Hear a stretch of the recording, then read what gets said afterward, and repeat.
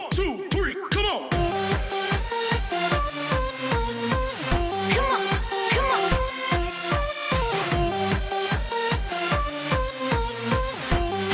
Welcome back to my channel. This is Edmond Reyno.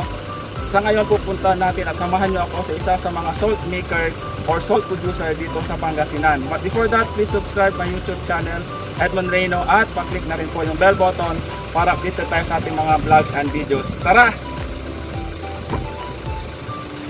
Dito tayo ngayon sa Dasul, Pangasinan, isa sa mga salt producer ng Pangasinan. Alam nyo ba mga katropa, ang salitang Pangasinan ay galing sa salitang Panag-asinan, na kung saan ito ay salt maker. So ngayon mga tropa, tuklasin natin kung paano gumawa ng asin dito sa Dasul, Pangasinan.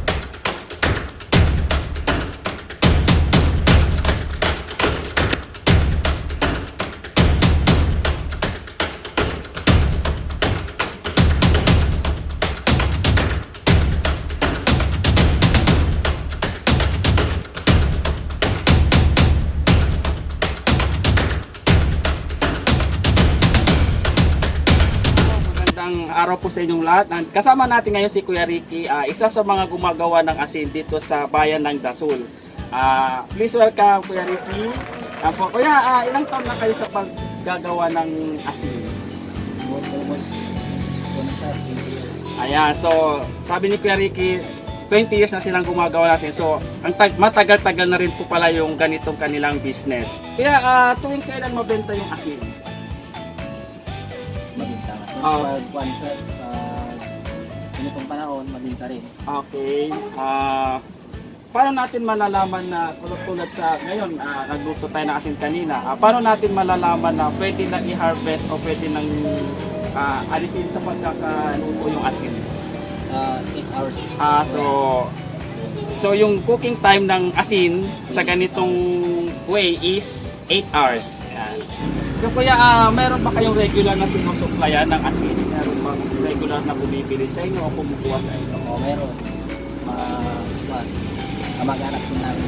Yun. So meron din pala silang sinusuplayan ng asin. Paano kuya pag negosyo natin is tulad ngayon tag-ulan?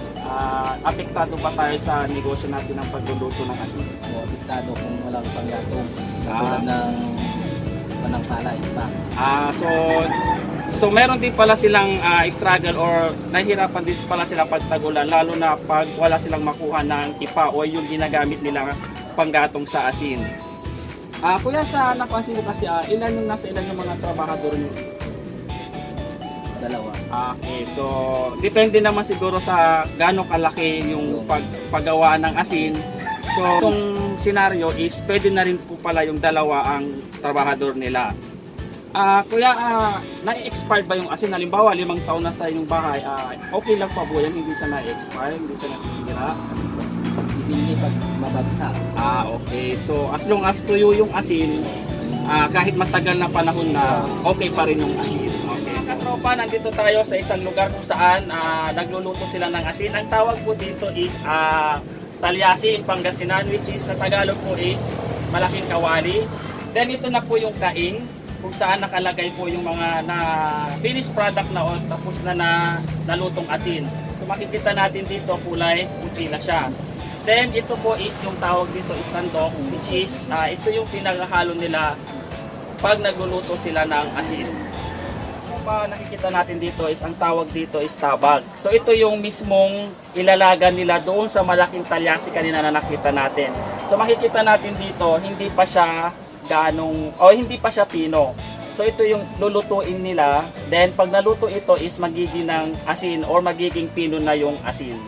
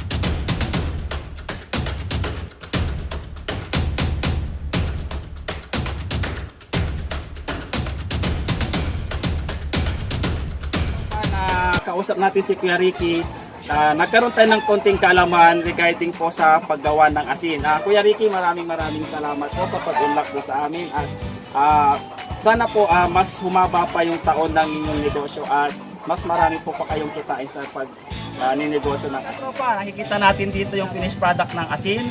So may mga kanya-kanya siyang sizes or packaging. So ito is 10 pesos. Ayan, 10 pesos siya.